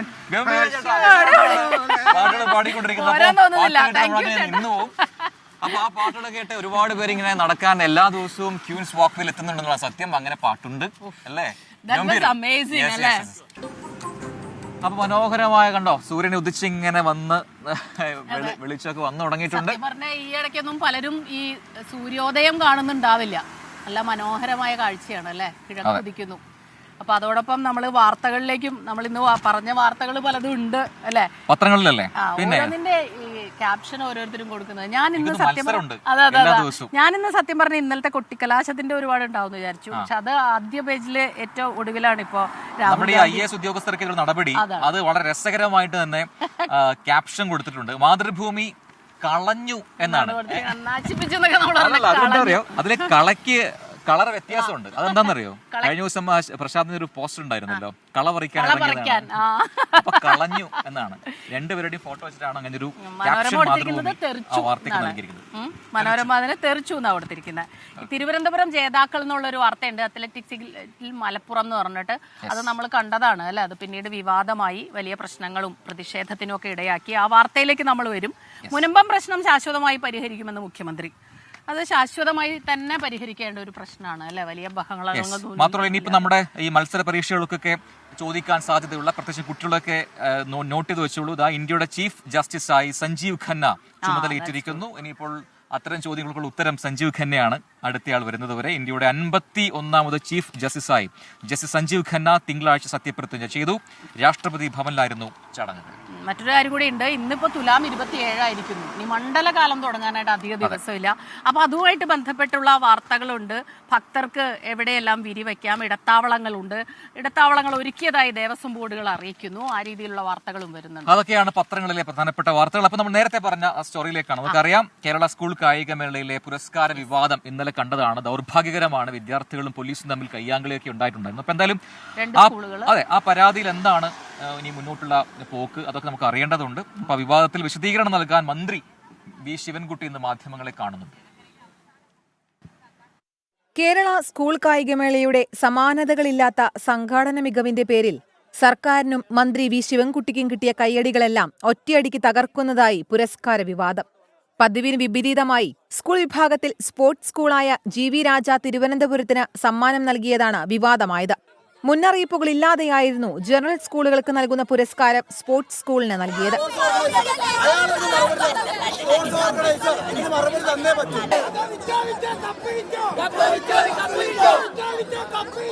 വിദ്യാർത്ഥികൾ പ്രതിഷേധവുമായി വേദിയിലേക്ക് തള്ളിക്കയറാൻ നോക്കുകയും പോലീസ് തടയുകയും ചെയ്തതോടെ കാര്യങ്ങൾ കയ്യാങ്കളിയിലെത്തി. മർദ്ദനമേറ്റെന്ന് വിദ്യാർത്ഥികൾ ആരോപിച്ചു. പുരസ്കാരദാനത്തിൽ അട്ടിമറിയുണ്ടായെന്നും ഇതിനെതിരെ കോടതിയെ സമീപിക്കുമെന്നുമാണ് മാർ ബേസിൽ കോതമംഗലം സ്കൂളും മലപ്പുറം നാവാമുകുന്ദ തിരുനാവായ സ്കൂളും പറയുന്നത്. വിദ്യാർത്ഥികളെ പോലീസ് മർദ്ദിച്ചുവെന്നാരോപിച്ച് രക്ഷിതാക്കളും പരാതി നൽകും. പുതിയ മാനുവൽ പ്രകാരം ജനറൽ സ്കൂളെന്നോ സ്പോർട്സ് സ്കൂളെന്നോ വ്യത്യാസമില്ലെന്നാണ് വിദ്യാഭ്യാസ മന്ത്രിയുടെ വാർത്താക്കുറിപ്പ്. ഇന്ന് മാധ്യമങ്ങളെ കാണുമെന്നും മന്ത്രി വി ശിവൻകുട്ടി പറഞ്ഞു. ഞാൻ വിശദമായ ഒരു പത്രക്കുറിപ്പ് കൊടുത്തിട്ടുണ്ട്. നാളെ പത്രസമ്മേളനം നടത്തും, അപ്പോൾ വിശദമായിട്ട് പറയാം. Sports desk 24. അപ്പൊ നമുക്ക് നടക്കണം ചേച്ചി, നടക്കണം. നമ്മുടെ കമന്റ് ബോക്സിലേക്ക് വരുന്നേ ഇല്ല, കമന്റുകൾ വായിക്കുന്നില്ല എന്നൊരു പരാതിയുണ്ട്. അപ്പൊ പെട്ടെന്ന് കമന്റ് ബോക്സിലേക്ക് വരാം. നമ്മുടെ പാട്ട്, ചേട്ടന്റെ കിഷോർ ചേട്ടന്റെ പാട്ടിനെ കുറിച്ച് ഒരുപാട് പേർ അഭിപ്രായം പറയുന്നുണ്ട്. നമ്മുടെ പ്രാപ്ര ഷോയിലേക്ക് വേണമെങ്കിൽ കൂട്ടിക്കോളൂ എന്ന് പറയുന്നുണ്ട് ഒരുപാട് പേർ. ചേട്ടാ ശരിക്കും നമ്മളെ അമ്പരപ്പിച്ച് കളഞ്ഞു അല്ലേ. എത്ര മനോഹരമായി പാടുന്ന എത്ര പേരാണ് നമ്മുടെ ചുറ്റിലുള്ളത്. ഞാൻ എസ്കിനോട് പരാതി പറയും, നിങ്ങൾ ഞങ്ങളെ നടക്കാനൊപ്പം കൂട്ടിയില്ല. അയ്യോ സോറി, അറിയാലോ, നിങ്ങൾ എപ്പോഴും നമ്മുടെ കൂടെ ഉണ്ടല്ലോ. നിങ്ങളുണ്ടെന്നുള്ളതാ നമ്മുടെ ഒരു ധൈര്യം. പിന്നെ കുറെ പേര് പറയുന്നുണ്ട് എന്നെ സൂക്ഷിച്ചു, അല്ലെങ്കിൽ ആ ചേട്ടന് അച്ഛന്റെ ചായ ഉണ്ടെന്ന് സത്യമായിട്ടും പറഞ്ഞതാ. അച്ഛന്റെ ചായ തോന്നി, അതുകൊണ്ടാണ്. പിന്നെ പ്രാപ്രായിലേക്ക് കൂട്ടുന്ന കാര്യം ശരിക്കും പറഞ്ഞാൽ നല്ലൊരു കാര്യമാണ്. അത്ര നന്നായി പാടും. പിന്നെ വേറെന്തെല്ലാം ഉണ്ട്? വിനോദ് നായർ പറയുന്നു, പ്രജിൻ സ്മിത നിങ്ങൾക്ക് ഭയങ്കര സ്പീഡ് ഇത്ര കുറയ്ക്കാല്ലേ. ഒരു മണിക്കൂർ കൊണ്ട് നമുക്ക് ഒരുപാട് വാർത്തകൾ. എന്നാലും നമ്മൾ നിങ്ങൾക്ക് പാകമായ രീതിയിലേക്ക് കൊണ്ടുവരാൻ നോക്കാം. അപ്പോ നമുക്കിനി അടുത്ത ഒരു സ്റ്റോറിയിലേക്ക് പോയ ശേഷം പ്രജിൻ, നമ്മൾ ഈ പ്രകൃതി സ്നേഹം എന്ന് എപ്പോഴും പറയും. നമ്മളിങ്ങനെ പറയുമ്പോൾ എല്ലാവരും കളിയാക്കും, ഓ നിങ്ങൾ എന്ത് ചെയ്യുന്നുണ്ട് എന്ന് ചോദിക്കും. അത് സത്യമല്ലേ? നമ്മൾ ഈ വാക്കിനേക്കാൾ എപ്പോഴും പ്രവൃത്തിയാണ് കാണിക്കുക. അപ്പോൾ ഏതായാലും പ്രകൃതി സ്നേഹം എന്താണെന്ന് അറിയണമെങ്കിൽ നമുക്കൊരു ചേട്ടനെ പരിചയപ്പെടാം. കോട്ടയത്തെ ഒരു പഞ്ചായത്ത് അംഗമാണ് അദ്ദേഹം. അദ്ദേഹത്തിൻ്റെ പേര് ജോജോ ജോർജ്. അതിരമ്പുഴ പഞ്ചായത്തിലെ 1ാം വാർഡ് മെമ്പറാണ്. വേദഗിരി മലയിൽ 5.5 ഏക്കർ ഭൂമിയിൽ വനവൽക്കരണം നടത്തിയാണ് അദ്ദേഹത്തിന്റെ പ്രകൃതി സ്നേഹം നമ്മളുടെ മുന്നിൽ കാണിച്ചു വരുന്നത്. അതൊരു തെളിവ് കൂടിയാണ്. അപ്പോൾ ആ കാഴ്ചകളിലേക്കാണ് ഇനി.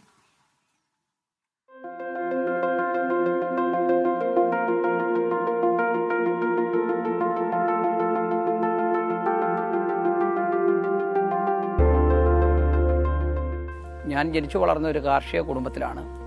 എൻ്റെ മാതാപിതാക്കന്മാരും കുടുംബക്കാരും ബന്ധുമിത്രാദികളെല്ലാം കൃഷി മേഖലയിലുള്ളതുകൊണ്ടും പ്രകൃതിയോടുള്ള സ്നേഹവും ചെറുപ്പകാലങ്ങളിൽ ആകാശവാണിയിലെ വയലും വീടും എന്ന പ്രോഗ്രാമൊക്കെയാണ് എന്നെ ഈ പരിസ്ഥിതി പ്രവർത്തനത്തിലോട്ട് എന്നെ ആകർഷിച്ചതും അതാണ് ഈ പ്രവർത്തനവുമായി മുന്നോട്ട് വരാൻ എന്നെ പ്രേരിപ്പിച്ച പ്രധാനപ്പെട്ട ഘടകം.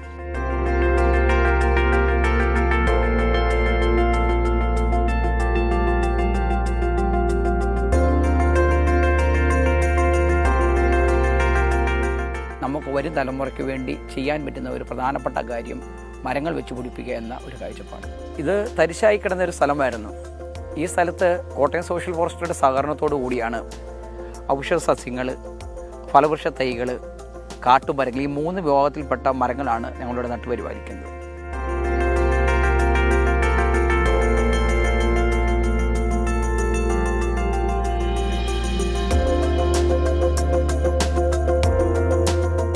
ഇവിടെ പ്രധാനമായി വെച്ച് പിടിപ്പിച്ചിരിക്കുന്നത് മാവ്, പ്ലാവ്, പേര, നെല്ലി പോലെയുള്ള ഫലവൃക്ഷ തൈകളാണ്.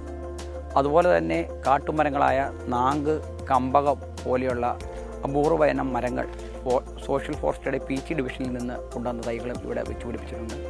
അതുപോലെ തന്നെ ഔഷധ തൈകളായ ഇലഞ്ഞിയും അത്തിയും അതുപോലെ തന്നെ അന്യം വന്നു പോയിക്കൊണ്ടിരിക്കുന്ന നമ്മുടെ നാട്ടിൽ പണ്ടുണ്ടായിരുന്ന ധാരാളമായി കണ്ടുവന്നുകൊണ്ടിരുന്ന കാഞ്ഞിരം പോലെയുള്ള മരങ്ങളൊക്കെ ഇവിടെ സംരക്ഷണ വസ്തുവായി നമ്മൾ പരിപാലിച്ചുകൊണ്ടിരിക്കുകയാണ്.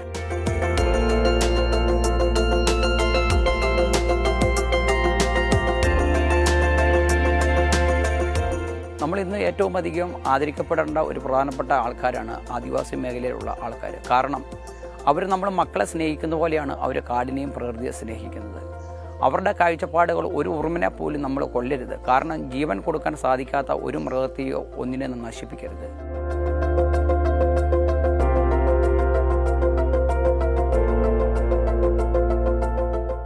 ചിലരങ്ങനെയാണ്. പ്രകൃതിയും മനുഷ്യനും തമ്മിൽ അകലുമ്പോൾ ആ കണ്ണി കൂട്ടിച്ചേർക്കാൻ നിരന്തരം പ്രയത്നിച്ചുകൊണ്ടിരിക്കും. അങ്ങനെ ഒരു ജനപ്രതിനിധിയാണ് ജോജോ എന്ന ഈ ഏറ്റുമാനൂർ സ്വദേശി. കോട്ടയത്ത് നിന്ന് അരുൺ നീണ്ടൂരിനൊപ്പം ടോബി ജോൺസൺ, 24.